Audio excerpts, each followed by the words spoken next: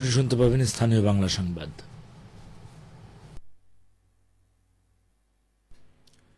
আসসালামু আলাইকুম। বাংলাদেশ বেতার রাজশাহী স্থানীয় সংবাদ পড়ছি আব্দুল মান্না ফাকুন্দ। রাজশাহীর পুঠি উপজেলার বানেশ্বর আমিরহাট পরিদর্শন করেছেন বাংলাদেশে নিযুক্ত মার্কিন রাষ্ট্রদূত ব্রেন্ট টি ক্রিস্টেনসেন। আজ সকালে তিনি হাটের বিভিন্ন আমের আড়ত ও দোকান ঘুরে দেখেন। এ সময় তার সঙ্গে পলিটিক্যাল কাউন্সিলর এরিক গিলান ও পলিটিক্যাল অফিসার চার্লস বেসনার সহ দূতাবাসের ঊর্ধ্বতন কর্মকর্তারা উপস্থিত ছিলেন। পরিদর্শনকালে রাষ্ট্রদূত হাটে বিক্রি হওয়া বিভিন্ন জাতের আম সম্পর্কে খোঁজখবর নেন।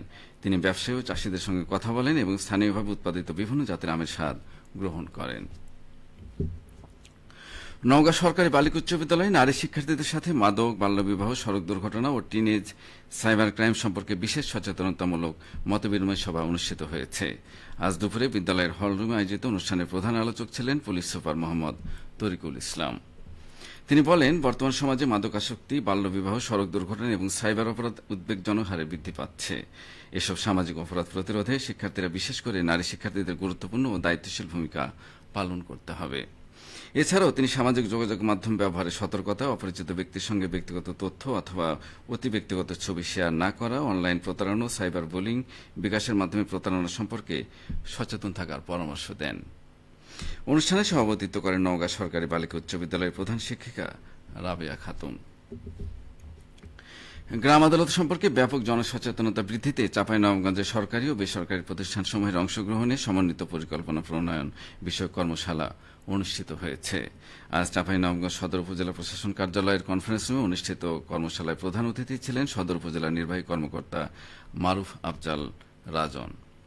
প্রধান অতিথির বক্তব্যে তিনি বলেন, গ্রাম আদালতে স্বল্প সময়ে স্বল্প খরচে বিচার পাওয়া যায়, যেটা এখনও প্রত্যন্ত অঞ্চলে মানুষ অনেকেই জানেন না। এই সেবা সাধারণ মানুষের দোরগোড়ায় পৌঁছে দিতে প্রচার প্রচারণা চালাতে হবে। সদর উপজেলা প্রশাসনের আয়োজনে দিনব্যাপী কর্মশালায় সভাপতিত্ব করেন উপজেলা সমাজসেবা কর্মকর্তা কাঞ্চন কুমার দাস। পাবনা বিজ্ঞান ও প্রযুক্তি বিশ্ববিদ্যালয়ে শিক্ষকদের জন্য outcome based education curriculum development বিষয়ে দিনব্যাপী প্রশিক্ষণ কর্মশালা অনুষ্ঠিত হয়েছে। ইনস্টিটিউশনাল কোয়ালিটি অ্যাসুরেন্স সেলের উদ্যোগে আজ বিশ্ববিদ্যালয়ের ভার্চুয়াল শ্রেণীকক্ষে কর্মশালায় প্রধান অতিথি ছিলেন উপাচার্য অধ্যাপক ডক্টর আবুল হাসনাত মোহাম্মদ শামীম। বক্তব্যে তিনি বলেন, ওবিই পদ্ধতির মূল লক্ষ্য হল এমন দক্ষ জনশক্তি তৈরি করা যারা কেবল তাত্ত্বিক জ্ঞান নিয়েই সীমাবদ্ধ থাকবে না, বরং বাস্তব জীবনের সমস্যা সমাধান এবং পেশাদারী ক্ষেত্রে নিজেদের জ্ঞান ও দক্ষতা কার্যকরভাবে প্রয়োগ করতে সক্ষম হবে। নওগাঁয় বর্ষ উৎসব পালিত হয়েছে। আজ সকালে স্থানীয় একটি হোটেলে মিলনায়তনে ঐক্যতান সঙ্গীত ও সংস্কৃতি সৃজন সংগঠন এই উৎসবের আয়োজন করে। সংগঠনের উপদেষ্টা অ্যাডভোকেট সালাউদ্দিন মিন্টু প্রধান অতিথি হিসেবে উপস্থিত থেকে অনুষ্ঠানমালার উদ্বোধন করেন।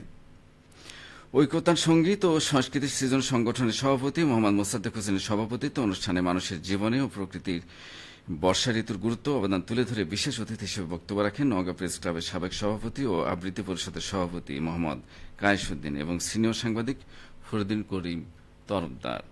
এই অনুষ্ঠানে বিভিন্ন সংগঠনের কলাকুশলীরা সঙ্গীত, নৃত্য এবং আবৃত্তি পরিবেশন করেন। নাটোরের সিংড়ায় মৎস্য চাষীদের মধ্যে মাছ চাষের বিভিন্ন উপকরণ বিতরণ করা হয়েছে।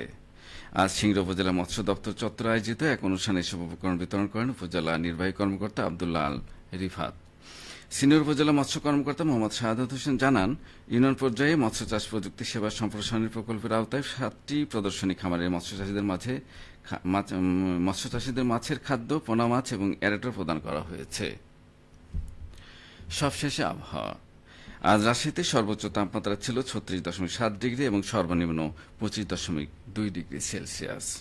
সন্ধ্যে 6টায় বাতাসে আপেক্ষিক আর্দ্রতার পরিমাণ ছিল 73%।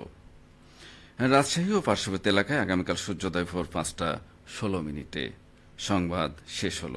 আমাদের পরবর্তী স্থানীয় সংবাদ প্রচারিত হবে আগামীকাল সকাল 8:10।